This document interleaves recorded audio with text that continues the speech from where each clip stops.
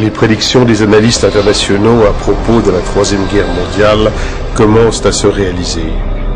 Les nations entrent à nouveau dans une série de conflits, plongeant l'humanité dans le chaos et le désastre.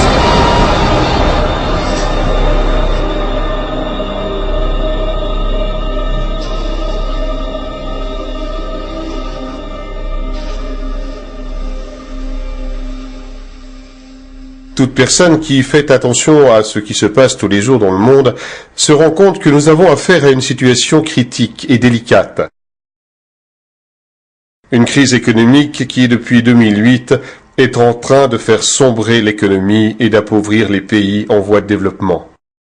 L'apparition de conflits dans le monde qui font face aux grandes puissances sont les principaux sujets non seulement pour les politologues et les analystes économiques, mais également pour les citoyens d'inquiétude dans laquelle nous nous trouvons quant à un déclenchement d'un nouveau conflit mondial. La guerre en Syrie, qui a commencé en 2011 entre le gouvernement syrien et les rebelles, inclut principalement la Russie et les USA, avec Poutine soutenant Bachar el-Assad et Obama soutenant les rebelles. La Russie n'est pas prête à laisser les États-Unis et ses alliés envahir la Syrie, parce que la Syrie est un allié important de la Russie. En effet, la Russie a une base navale dans la ville syrienne de Tartous. C'est pourquoi la Syrie est stratégiquement importante pour la Russie dans le Moyen-Orient. La Syrie n'est pas la seule à être supportée par la Russie. La Chine et l'Iran sont d'autres alliés de Bachar el-Assad qui ne sont pas prêts non plus à voir l'Occident envahir la Syrie. La Russie a fourni durant longtemps du matériel à l'armée syrienne et envoyé des navires de guerre dans la région, ajoutant encore récemment un soutien aérien aux forces de Bachar el-Assad avec l'envoi de troupes par l'Iran. En face, les États-Unis avec ses alliés ont bombardé le territoire syrien et ont soutenu les ennemis rebelles d'Al-Assad. Par conséquent, un affrontement direct entre ces puissances ou une invasion par la Maison-Blanche et de ses alliés en Syrie serait considéré comme une aggravation majeure du conflit, poussant alors les grandes nations à entrer dans une bataille au risque de provoquer le déclenchement d'une guerre à grande échelle. Quelque chose de semblable est en train de se dérouler dans le conflit qui a lieu en Ukraine. Un conflit qui a commencé en 2014 par l'annexion de territoires ukrainiens par la Russie et la confrontation consécutive entre les forces du gouvernement ukrainien et les rebelles pro-russes. Depuis, selon des sources fiables, une course s'est établie entre les Russes envoyant des troupes, des chars et des armes aux pro-russes séparatistes et l'Union européenne, l'OTAN et les États-Unis qui ont fait la même chose avec le gouvernement ukrainien. Un conflit qui touche principalement les États-Unis et la Russie, aussi bien que l'Union européenne et l'OTAN.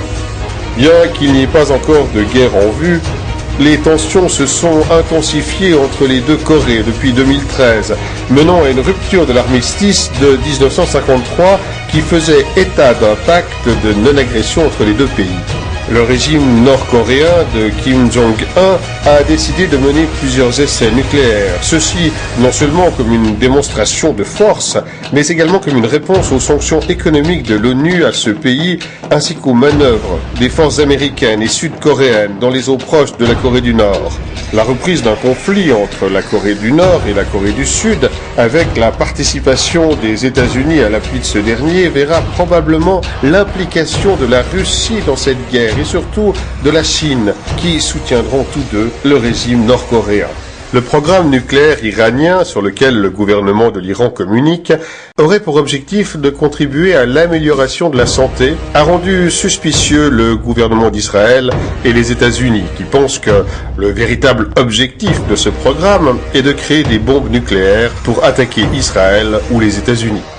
Ainsi, les États-Unis, avec l'Europe, ont décidé d'appliquer des sanctions économiques à la nation iranienne afin d'empêcher la production de ces prétendues armes de destruction massive. Cette situation est à l'origine de fortes pressions, en particulier entre l'Iran et Israël, ce dernier affirmant qu'il est prêt à attaquer l'Iran pour mettre fin à son programme nucléaire. Nous savons tous à quel point cela serait grave si les États-Unis et Israël envahissaient l'Iran, car la Russie et la Chine supporteraient alors l'Iran sans hésitation. Concernant la situation diplomatique complexe entre les États-Unis et le Venezuela, il faut se rappeler la crise vécue par la Bolivie, qui a engendré des manifestations antigouvernementales sanglantes contre le gouvernement de Nicolás Maduro, puni par le gouvernement des États-Unis avec des sanctions économiques sévères. Ceux-ci ont alors tenté d'envahir le Venezuela sous prétexte de protéger la population civile. Un conflit grave pourrait commencer, impliquant d'autres alliés du Venezuela, incluant plusieurs pays latino-américains, ainsi que probablement la Russie et la Chine.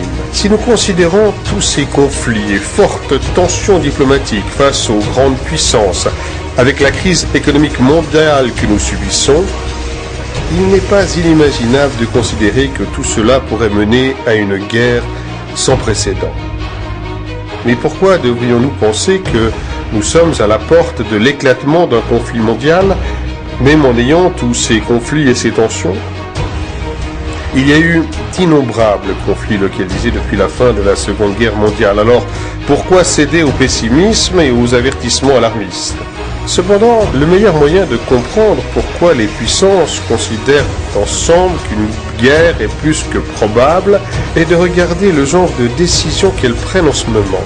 Par exemple, le gouvernement chinois, qui fait état en la matière de peu de transparence, augmente sans cesse sa force militaire et son expansion sur des espaces maritimes et aériens et a multiplié son budget militaire par 4 en 10 ans, ce qui péjore leurs relations avec le Japon, la Corée du Sud et les États-Unis.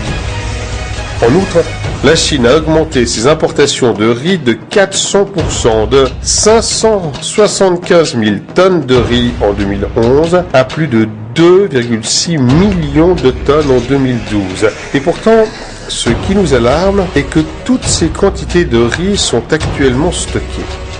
En outre, le gouvernement chinois a construit au cours des dernières années de grandes villes avec une capacité d'accueil de 64 millions de personnes, aujourd'hui achevées sans être encore habitées. Elles sont construites dans des régions éloignées des zones périurbaines.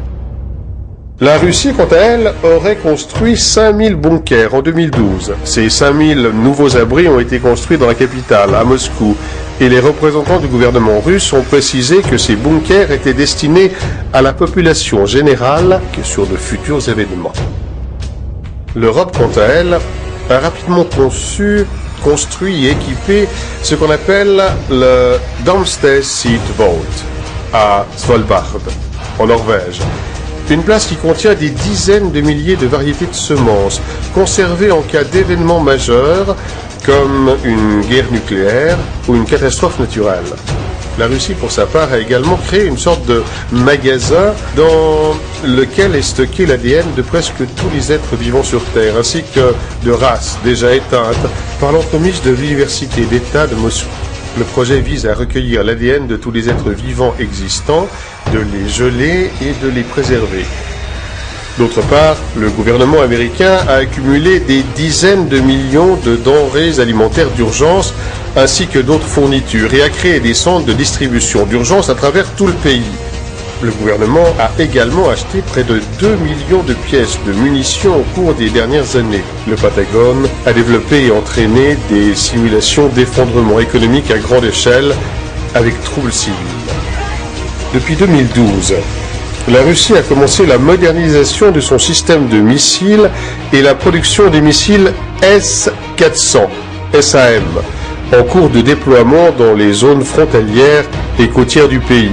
Vladimir Poutine a adopté le 26 décembre 2014 une nouvelle doctrine militaire, les USA et l'OTAN devenant les principales menaces.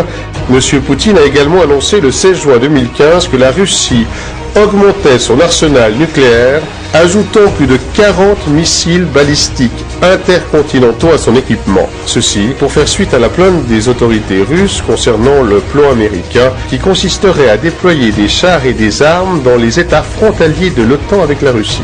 Il y a également eu de nombreuses observations des unités militaires russes, aviation, navires, sous-marins en Europe. Voici quelques exemples de la façon dont les puissances se préparent à un conflit imminent afin de protéger leurs intérêts.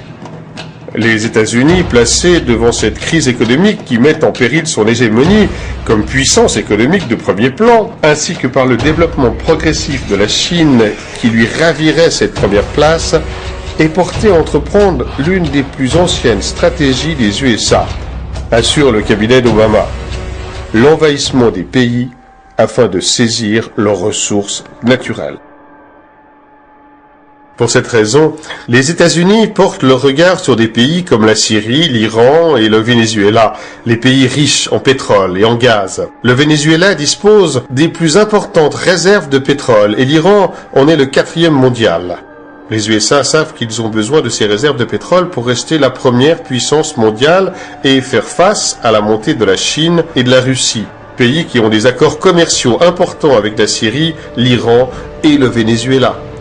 Obama sait que la prise de contrôle de ces pays permettrait aux USA de garder sa place. Mais la Chine et la Russie veulent détrôner les États-Unis à travers leur stratégie économique, conclure des accords avec différents pays dans leur propre monnaie, donc sans utiliser le dollar. Pour cela, la Russie et la Chine vont devoir défendre leurs intérêts en Syrie, en Iran, au Venezuela et dans d'autres pays sur lesquels les États-Unis veulent étendre leurs tentacules. Ainsi, les deux clans de ce nouveau conflit mondial seraient, d'un côté, sous la direction américaine, la coalition formée d'Israël, de l'OTAN, du Japon, de la France, du Royaume-Uni, de la Corée du Sud, principalement. Et de l'autre, dirigée par la Russie, nous aurions la Chine, la Corée du Nord, l'Iran, la Syrie, le Venezuela, Cuba, et d'autres sans doute. Obama a déjà pris des mesures, non seulement à cause des révoltes arabes qui ont déstabilisé les pays du Moyen-Orient, mais aussi par l'application de sanctions économiques envers la Russie, la Corée du Nord, le Venezuela, et en incitant les conflits entre les deux Corées, en Ukraine, au Venezuela, en Syrie, en essayant de sortir victorieux dans ces guerres par procuration, avec l'intention de provoquer ses rivaux et de prendre le contrôle des ressources naturelles de ces pays. Nous ne devons pas oublier que les États-Unis sont disposés à entreprendre toute action visant à utiliser des prétextes nécessaires pour l'invasion. Ces mauvaises actions sont non seulement perpétuées par les États-Unis, mais par d'autres puissances qui utilisent l'élite pour convaincre l'opinion publique de procéder à une mesure ou une décision ultérieure qui atteindra leurs véritables objectifs. Si nous passons en revue les archives de journaux de notre histoire, nous pouvons trouver de nombreux exemples d'attaques autogérées ou des attaques sous de fausses bannières, comme par exemple l'incendie du Reichstag en Allemagne en 1933 par les nazis, accusant un communiste hollandais d'y avoir mis le feu et ainsi avoir le prétexte pour mettre un terme à ses adversaires communistes. 1898, guerre de l'indépendance de Cuba. Les États-Unis coulent leur propre navire, le Maine, et rejettent la faute sur les Espagnols. Ainsi, ils ont créé le prétexte pour déclarer la guerre. L'incident de Maïnila, en Russie, 1939. À cette époque, l'Union soviétique avait besoin d'une excuse, d'un prétexte pour commencer l'invasion de la Finlande. Le gouvernement soviétique a alors décidé d'une fausse attaque finlandaise en faisant tirer les canons contre son propre peuple dans la région de Maïnila, région limitrophe de la Finlande, puis rejeter la faute sur les Finlandais afin de les envahir. Les attaques du 11 septembre 2001, les attentats de Madrid en 2004 et de Londres en 2005 sont forcément des attaques, ou plutôt des auto-attaques qui continuent à jeter le doute sur les faits, mais qui sont suffisamment satisfaisants pour continuer à convaincre la citoyenneté de la permanence des militaires dans le Moyen-Orient, par la nécessité de lutter contre ces terroristes, afin d'avoir accès aux ressources naturelles de ces pays. Ainsi a commencé la lutte contre les terroristes qui, curieusement, ont été parrainés et financés par ces mêmes personnes qui maintenant les chassent. Walked away from this, didn't give them money today, it would be worse for us from a security standpoint. I do. We're building a relationship that just did not exist. I said in our last trip when you were with me that we had a huge trust deficit, in part because the United States had, to be fair, we had helped to create the problem we're now fighting. How? Because when the Soviet Union invaded Afghanistan, we had this brilliant idea that we were going to come to Pakistan and create a force of mujahideen, equip them with Stinger missiles and everything else to go after the Soviets inside Afghanistan. La même histoire régit désormais ISIS, le groupe terroriste formé d'une partie d'Al-Qaïda dont le financement provient principalement des États-Unis et de ses alliés du Moyen-Orient. La création de l'État islamique a eu pour effet d'accroître l'instabilité et le chaos déjà provoqués auparavant par l'Occident avec la propulsion des émeutes arabes en 2011 en Tunisie, en Libye et en Syrie pour renverser les gouvernements de ces pays et ainsi avoir accès à leurs ressources. Il est prouvé que les États-Unis ont financé ces révolutions et même des mercenaires dans ces pays formant les armées rebelles qui ont été fournis en armes à la fois par l'Europe et les États-Unis et qui finissent ensuite dans les mains des djihadistes. Parce que dans ces groupes rebelles, il y a non seulement des mercenaires engagés par les États-Unis, mais aussi des djihadistes appartenant à Al-Qaïda ou ISIS. Cette relation étroite entre les mercenaires et les djihadistes est le résultat d'une entreprise qui est responsable de leur formation afin de fournir des mercenaires au gouvernement qui souhaite les embaucher pour leurs activités. Une entreprise qui se fait appeler curieusement ISIS, Integrated Systems Improvement Services, et qui vise à l'amélioration des services des systèmes intégrés. C'est une entreprise qui offre une sécurité, des renseignements, de la technologie et de la formation au gouvernement et aux entreprises privées. C'est une entreprise qui forme des mercenaires. La création de ce groupe terroriste a aussi peut-être comme but l'intention de confondre l'Iran avec ses terroristes. Le Premier ministre israélien Netanyahou a déclaré à plusieurs reprises que l'Iran fut le financier de groupes terroristes, impliquant également ce pays dans une éventuelle perspective d'attaque nucléaire contre les États-Unis ou contre un allié de celui-ci, et que l'Iran aurait prétendument fourni des armes nucléaires aux djihadistes à ses fins. Ainsi, les États-Unis et ses alliés auraient eu le prétexte pour envahir l'Iran. Alors que nos dirigeants peuvent devenir extrêmement ambitieux et capables d'actes répréhensibles dans la poursuite de leurs propres intérêts, certainement personne ne pourrait être intéressé par le déclenchement d'une troisième guerre mondiale qui serait probablement nucléaire et ainsi provoquer la destruction et le chaos indicible sans aucune perspective économique d'avenir. Quels sont donc les intérêts possibles en jeu dans une nouvelle guerre mondiale ? Dans cette guerre, il n'y aurait pas de pays gagnants. Les seuls gagnants seraient ceux qui tirent réellement les ficelles, ceux qui sont au-dessus de la classe politique et qui utilisent les autres comme des marionnettes pour atteindre leur objectif. C'est l'élite économique et financière. Et bien que les grands employeurs qui se trouvent dans cette élite, les banquiers par exemple, seraient gravement affectés par une guerre nucléaire mondiale, la véritable élite, quant à elle, viserait les objectifs qui ne sont pas économiques, mais plutôt des objectifs de pouvoir et de contrôle. Cette élite, conduite principalement par plusieurs familles milliardaires, telles que les Rockefeller, Rothschild et Morgans, qui au fil du temps ont conquis à la fois la puissance économique et financière et le contrôle politique à travers leurs institutions. Leurs entreprises sont désormais les pilotes du monde, les moteurs des guerres dont les opérations consistent à étendre leurs tentacules partout où ils voient que cela est nécessaire. Grâce à l'encouragement de ces guerres mondiales, l'élite n'aura pas seulement augmenté ses avantages économiques, mais aura élargi son contrôle sur le système et réalisé des objectifs concrets qui les conduiront lentement à leurs objectifs ultimes. Mais quels sont les objectifs à atteindre par les puissants pour cette nouvelle guerre mondiale ? 1. La réduction de la population. Des personnalités telles que David Rockefeller et Bill Gates ont exprimé leurs préoccupations au sujet du nombre d'êtres humains qui peuplent la planète et la nécessité donc de réduire la population mondiale. Ils disent que nous sommes déjà presque 8 milliards et que la croissance ne permet plus de vivre dans un monde aux ressources naturelles limitées. Non seulement ils souhaiteraient réduire la population mondiale et ainsi la pression sur les ressources naturelles, mais ce serait également cela qui leur permettrait d'exercer plus facilement un plus grand contrôle sur l'humanité. Une guerre nucléaire est parfaite pour tuer des millions de personnes, qui reste un obstacle à l'élite.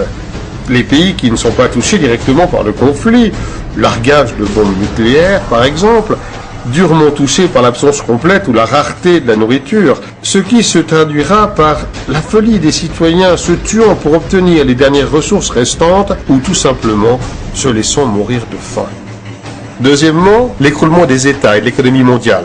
L'un des objectifs importants de cette guerre mondiale est la destruction des États afin de pouvoir couler les économies, d'où une augmentation du chômage à 100%, ce qui provoquera une perte totale de la valeur de l'argent, puis une panique et le chaos parmi les citoyens qui devront rivaliser d'ingénuité et de combativité afin de pouvoir survivre.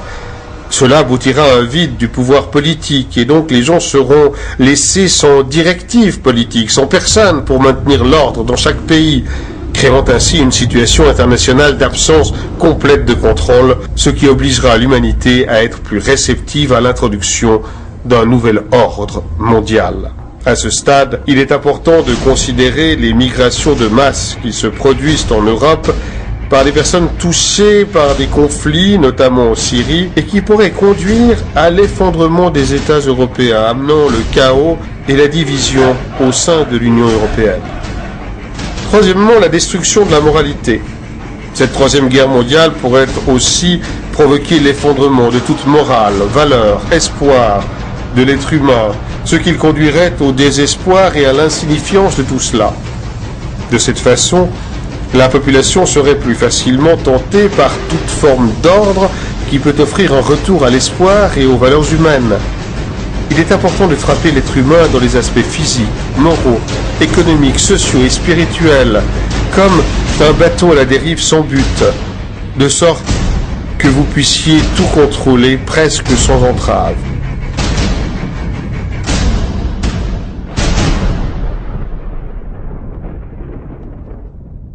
Tous ces facteurs sont nécessaires pour permettre, comme l'a dit Rockefeller, une crise parfaite, un grand cataclysme social qui oblige la population du monde à accepter la seule solution possible tant recherchée par l'élite depuis des années, la création d'un gouvernement mondial. Un gouvernement mondial comme la seule alternative à tout ce mal, avec la promesse qu'une telle union de tous les pays et les civilisations sous un seul État raie toute guerre ou tout problème majeur entre les êtres humains. Même si cela peut ressembler à quelque chose de beau et pour le bénéfice de tous, il y a derrière cela l'intention macabre d'amener l'humanité sous un contrôle total. Mais l'humanité n'est-elle pas déjà contrôlée par l'élite? Eh bien, cette mise sous tutelle a certainement déjà été atteinte par le système capitaliste. Ce mode de vie a son avantage qui leur donne une portée sur presque tous les pays. Cependant, ils veulent un contrôle absolu sur nous et réduire une grande partie de la population mondiale afin de rendre ce contrôle plus facile et plus viable et de mettre fin à l'augmentation incessante de la population qui pourrait entraîner de nombreuses instabilités. La Troisième Guerre mondiale est également nécessaire car une crise économique à elle seule ne devrait pas pouvoir entraîner le soulèvement nécessaire au niveau international. Mais en qui allons-nous placer notre confiance après tout ce chaos, après tant de corruption, d'injustice voulue par cette élite économique, financière et politique? Les mêmes marionnettes politiques ainsi que l'élite économique et financière nous ont conduits à cet enfer. Nous savons qu'ils vont provoquer une nouvelle guerre mondiale pour créer par conséquent un ambitieux gouvernement mondial. Mais qui va pouvoir le conduire? Cette dernière partie de la vidéo est une théorie sur ce qui pourrait arriver après la Troisième Guerre mondiale pour mener à bien la création d'un gouvernement mondial. Nous la présentons comme une hypothèse dans laquelle vous pouvez décider de croire ou non, mais nous vous recommandons de ne pas l'oublier. Nous vivons dans un système non seulement de criminels et d'assassins, mais également dans un système caché, un système qui est à nous, qui nous ment, dissimule des informations. Il nous cache les découvertes de remèdes pour des maladies qui ne peuvent soi-disant pas être guéries, comme le remède contre le cancer. Des avancées technologiques fortes, la manipulation génétique de l'ADN humain ainsi que toutes les expériences sur les animaux qui ne sont officiellement pas dévoilées. Que penseriez-vous si je vous disais que la technologie à laquelle nous sommes habitués à voir dans les films ou que certaines personnes affirment avoir vu, en étant persuadées qu'il s'agit d'une technologie venue des extraterrestres, que cette technologie a bel et bien été créée ici, sur Terre, par les gouvernements? Certes, vous pourriez penser que je suis fou, que c'est impossible et que nous sommes juste des lunatiques qui avons vu trop de films de science-fiction. On sait que les nazis ont été les pionniers dans la création de ce qu'on appelle la technologie antigravité. Le général de la SS, Hans Kammler, qui était aussi ingénieur scientifique, était chargé du développement du missile V2, des avions à réaction, des ailes volantes, et était en charge d'un projet pour créer un véhicule capable de monter en flèche comme les fameux prototypes d'OVNI. Les nazis étaient en charge de plusieurs essais sur cette nouvelle technologie d'antigravité qui ont été confisqués par les Américains après avoir remporté la guerre à travers l'opération Paperclip. Cette opération a permis à de nombreux scientifiques nazis d'émigrer aux États-Unis afin de poursuivre leurs recherches. Parmi les scientifiques nazis, le plus connu fut Wernher von Braun, qui était en charge de nombreux projets de la NASA. Nous pouvons nous demander ce que vient faire toutes ces informations avec la Troisième Guerre mondiale et pourquoi l'élite nous cache ces informations. Selon certaines sources, l'étape finale que l'élite mettra en place après la Troisième Guerre mondiale, après la création du gouvernement mondial, sera une fausse venue des extraterrestres. Autrement dit, l'élite a préparé une présentation de fausses hypothèses sur des êtres d'autres planètes qui viendraient pour nous aider. Ce mensonge sera orchestré par l'élite et soutenu par leurs établissements de médias. Ces êtres qui vont sûrement être d'apparence humanoïde, mais avec des différences d'un autre monde pour assurer une plus grande acceptation par nous, diront qu'ils nous avaient créés il y a longtemps, mais qu'ils ont attendu pour voir si nous pouvions résoudre notre propre problème. L'élite ne veut pas de nos problèmes actuels, tels que la faim, les guerres, les maladies à résoudre, enfin bref, tous ces maux réunis dans le système dans lequel nous vivons, afin de nous procurer un plus grand attrait et une acceptation pour la mise en œuvre d'un gouvernement mondial. Ces nombreux conflits armés, l'aggravation de nos problèmes, les crises diplomatiques, et en ce moment la pire crise économique de tous les temps, ne sont-ils que pure coïncidence? Non. Il y a certainement une autre cause à tout cela.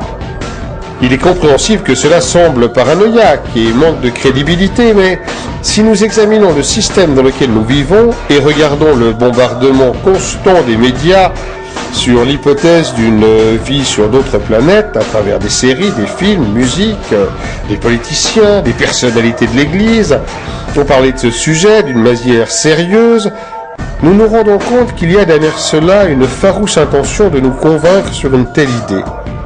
Et si vous pensez que personne ne croira à cette farce extraterrestre, je vous donne un exemple historique. Le 30 octobre 1938, une émission de radio à New York a publié une fausse histoire d'une invasion extraterrestre, transmise par l'animateur de l'époque, Orson Welles. Le programme était une dramatisation d'un livre appelé « La guerre des mondes », diffusé comme si c'était une vraie nouvelle.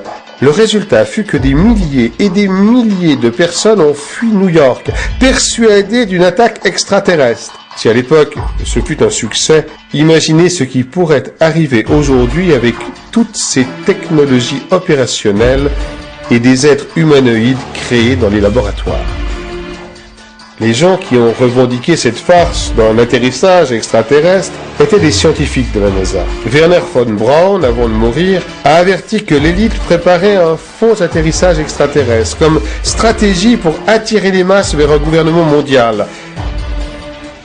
Et Bill Cooper, un ancien membre de l'armée américaine, tué par la police en 2001, avait affirmé que les ovnis sont créés par notre technologie, il y a longtemps, et gardés cachés pour cette farce théâtrale. Nous ne savons pas si cette hypothèse de faux extraterrestre est vraie, et nous la présentons en tant que telle, comme une hypothèse à laquelle vous pouvez décider de croire ou non. Mais nous vous recommandons de ne pas oublier que cet atterrissage de faux extraterrestres pourrait se reproduire et ainsi éviter de tomber dans le piège.